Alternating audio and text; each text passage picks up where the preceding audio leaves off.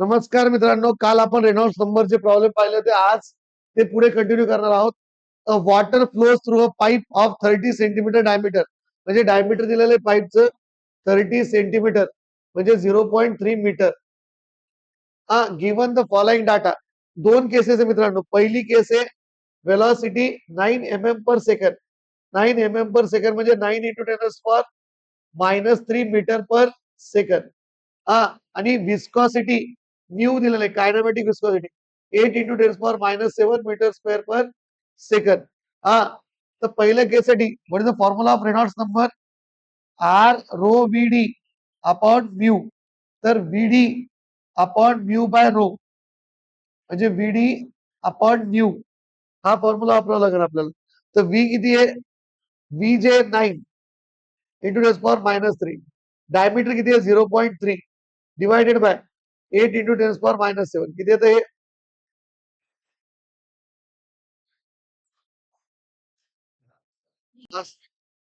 3375 is less than 4000 आणि greater than 2000. म्हणजे flow कोणचा आहे? ट्रान्झिस. फ्लो कोणचा आहे? तेव्हा 4000 पेक्षा जास्त पाहिजे किंवा 2000 पेक्षा कमी पाहिजे. मग त्या दोघांच्या मध्ये असल्यास कोणचा फ्लो आहे? Flow is transitional. समजलं? हा, it is less than 4000 and more than 2000. Therefore. लक्षात. आता बघा पुढची केस. पुढच्या केससाठी डिस्चार्ज दिलेला आहे.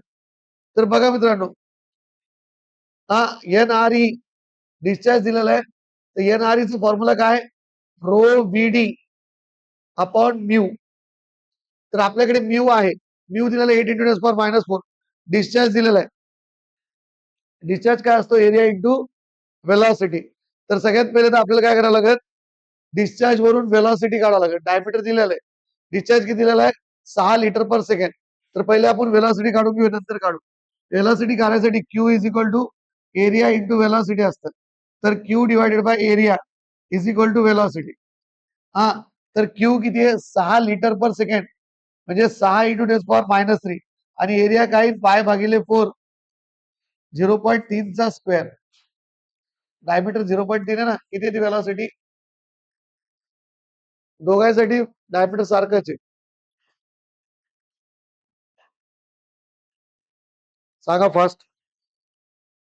0.0848 मीटर पर सेकंड वेलॉसिटी आली. आता वेलॉसिटी आल्यानंतर तुम्हाला माहिती आहे रेनॉल्ड्स नंबरचा काय फॉर्म्युला आहे? Rho V D upon mu. तर रो किती आहे? 1000. व्ही किती आहे? 0.0848 आणि डायमीटर किती आहे? डायमीटर किती आहे? 0.3 अपॉन म्यू किती? Mu 8 into 10⁻⁴. किती येतं हे? 31800 इज ग्रेटर दॅन 4000. 4000 पेक्षा जास्त आहे. त्याच्यामुळे फ्लो कोणता आहे? Flow is turbulent. टर्बुलंट. समजलं? आता बघा मित्रांनो, next problem. Flow is turbulent.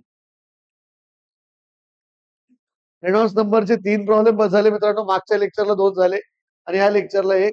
आता आपण पाहणार आहोत continuity equation. Water flows through a horizontal tapping pipe with a diameter of 30 centimetre. 30 centimetre at 1/8. 30 centimetre म्हणजे 0.3 मीटर आणि 20 centimetre at other end. Tapping pipe आहे. टॅपिंग म्हणजे कसा? आकार कमी होत चाललाय त्याचा. असा पाईप. 30 सेंटीमीटर ॲट 1/8 आणि 20 सेंटीमीटर ॲट अदर एंड. नंतर if the velocity of water at lower end is 2.5 meter per second, find the velocity and discharge at the smaller end. हे पण लोअर एंड म्हणजे इकडला जरा. तर यांनी कन्फ्युज केलंय, पण काही नाही. आता याच्यावरून हिंट लागते तुम्हाला. Find the discharge and velocity at smaller end म्हणजे स्मॉलर एंड. लक्षात. तर इकडे बघा लोअर एंडची व्हेलॉसिटी म्हणजे 2.5 मीटर पर सेकंड. हा 2.5 मीटर पर सेकंड दिलेली. काय करायचं दोघांची एरिया काढून घ्यायची. A1 पाय भागिले 4 0.3 चा स्क्वेअर किती ते 0.07086 किती येतं बघा 0.0706 कॅल्क्युलेट करा 0.0685 हा मीटर स्क्वेअर. हा नंतर A2 पाय भागिले 4 0.2 चा स्क्वेअर 0.0314 मीटर स्क्वेअर आलं. आता A1 A2 आलं. A1 A2 आल्यानंतर काय करायचं आपल्याला डिस्चार्ज आणि व्हेलॉसिटी काढायची. हा तुम्हाला माहिती आहे कंटिन्युटी इक्वेशन काय म्हणतं A1 B1 is equal to A2 V2 A1 V1 is equal to A2 V2 तर मला काढायचं V2 तर A1 V1 divided by A2 is equal to V2 तर V2 is equal to A1 किती आहे 0.0708685 into V1 किती आहे 2.5 divided by A2 किती आहे 0.0314 किती येतं व्हेलॉसिटी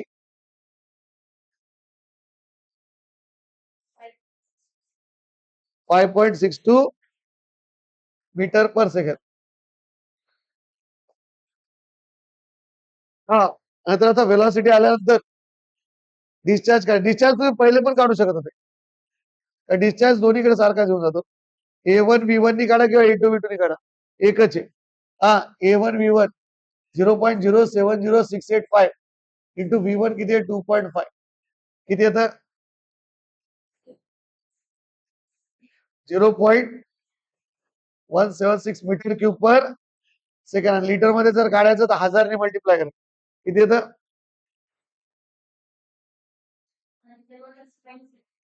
17 पॉइंट मीटर क्यूब आपलं लिटर पर सेकंड LPS. बघा मित्रांनो इथे एक हिंट देतो तुम्हाला जर डायमीटर कमी होत असलं तर वेलॉसिटी वाढायला पाहिजे. लक्षात इथे डायमीटर जास्त आहे वेलॉसिटी 2.5 आहे. इथली वेलॉसिटी 2.5 पेक्षा जास्तच यायला पाहिजे. आली का आली. लक्षात हे लक्षात ठेवायचं कधी पण कंटिन्यू इक्वेशन जिथे एरिया कमी असतो तिथे वेलॉसिटी जास्त असते. लक्षात. आता नेक्स्ट प्रॉब्लेम समजलं. पुढचा प्रॉब्लेम मित्रांनो a conical pipe having end diameter as a 100 mm D1 100 mm 100 into 10 raised to power -3 म्हणजे 0.1 मीटर नंतर D2 150 mm 150 into 10 raised to power -3 म्हणजे 0.15 metre is used to supply oil. ठीक आहे. The discharge through the pipe find the discharge through the pipe Q काढायचं the velocity of oil flowing through the pipe at smaller diameter side म्हणजे 100 आहे म्हणजे V1 is 5 metre per second also find velocity at larger rate. बघा simple problem आहे हे 100 हे 150 हा तर काय करायचंय A1 A2 काढून घ्या.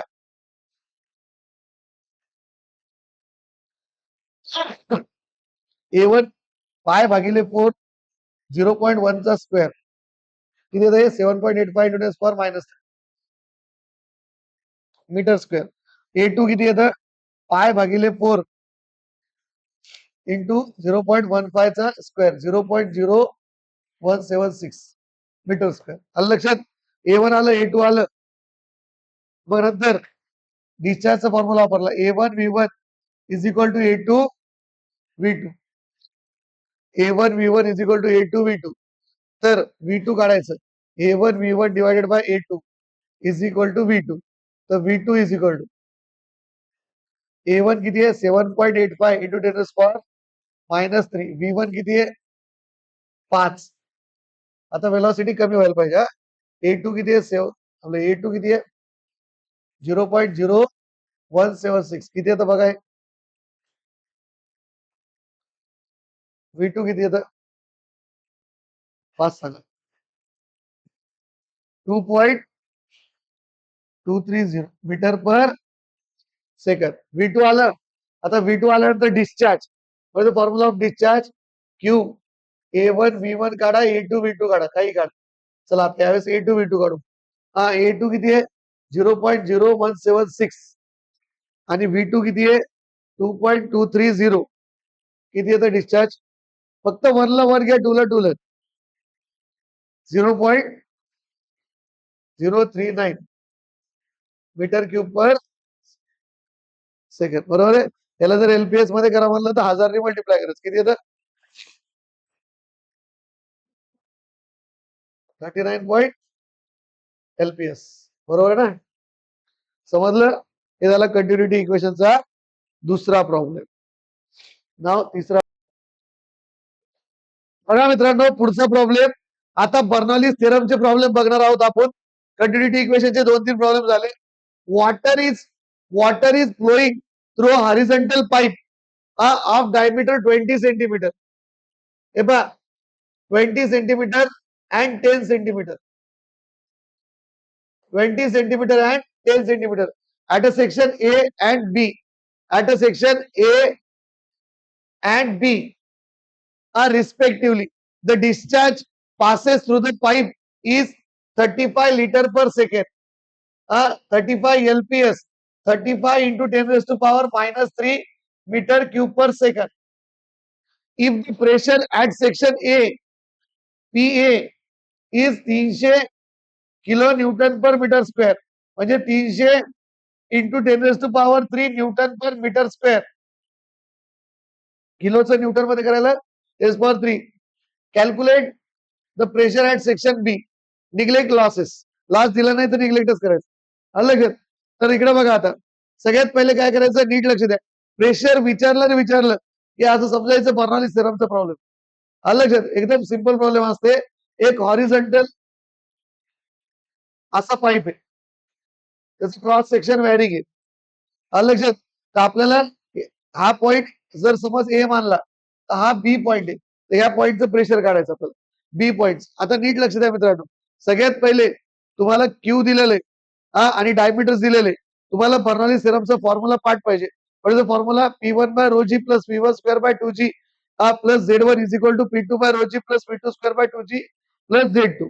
लक्षात. तर तुम्हाला Z1 Z2 लागतं.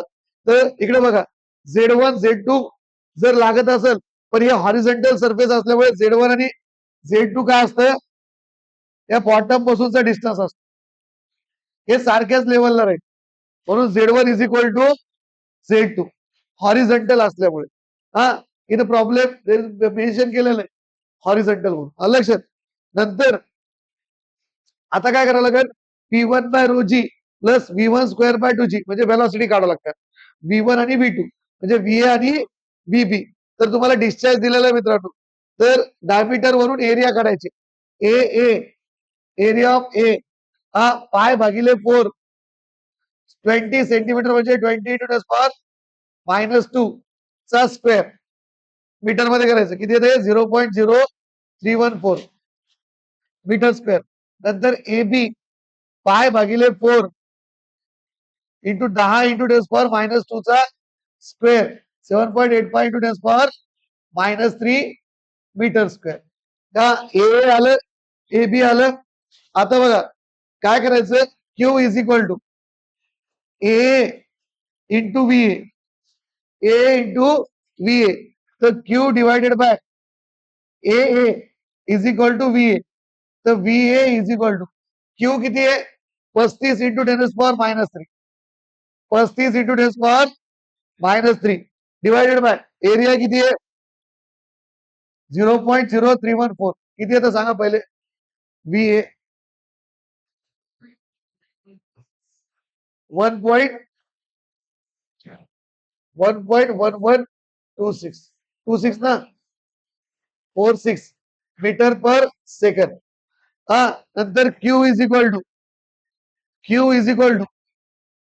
एकच मिनिट थांबा. एक minute. Q is equal to AB VB. Q is equal to AB VB. Q divided by AB is equal to VB. तर बीबी किती, बीबी किती 35 into 10⁻³ divided by area AB किती आहे 7.85 into 10⁻³ किती येते, हा जास्त यायला पाहिजे 4.458 मीटर पर सेकंड. बघा आता आता बर्नॉलीज थेरम अप्लाय करायचं. तर बर्नॉलीज थेरम काय आहे, Bernoulli's theorem P A by रोजी plus V A square by 2g कालच शिकवलं, V A square by 2g plus Z A म्हणा, आपल्याला एबी मेन्शन केलेलं म्हणून आपण एबी म्हणू, हा पीबी बाय रोजी plus V B square by 2g plus Z B. हे पहा हॉरिझॉन्टल असल्यामुळे Z A Z B cancel, हा हॉरिझॉन्टल असल्यामुळे Z A Z B equal आहे, हा खालून डिस्टन्स असतो ते कॉन्स्टंट. याचे प्रॉब्लेम खूप येते बरं. आता मग काय करायचं आपल्याला, पीबी काढायचं. काय काढायचं आपल्याला, पीबी. तो सबको बिकेगी इधर पी ए बाय रोजी plus V A square by 2g minus VB square by 2g is equal to PB by rho G. आता बघा मित्रांनो, पी ए किती आहे 300 इंटू 10⁻³ 300 इंटू 10⁻³ लिक्विड काय वॉटर आहे ना 10⁻³ तर रोजी ही 9810 प्लस व्ही ए किती आहे, व्ही ए किती आहे 1.146 1.146 स्क्वेअर अपॉन 2 इंटू 9.81 नंतर मायनस व्हीबी किती आहे 4.458 4.458 चा स्क्वेअर डिवायडेड बाय 2 इंटू 9.81, हा तर पीबी बाय रोची. याचं उत्तर काढा फास्ट, व्यवस्थित काढा, फास्ट काढा. बघा PB by rho G, PB by rho G is equal to किती आलं 29.63, हा तर मग पीबी काढायचंय, पीबी काढायचंय तर 29.63 इंटू रोजीला पिकिंग वरी काही रोजी 9810, हा किती येतं सांगा फास्ट, फास्ट सांगा. 29067 290.3 न्यूटन पर मीटर स्क्वेअर. एवढं मोठं आहेत. हा याला जर 1000 भागितलं तर किती 290.67 kilo newton per metre square. Right, लक्षात एवढं छाप आपली.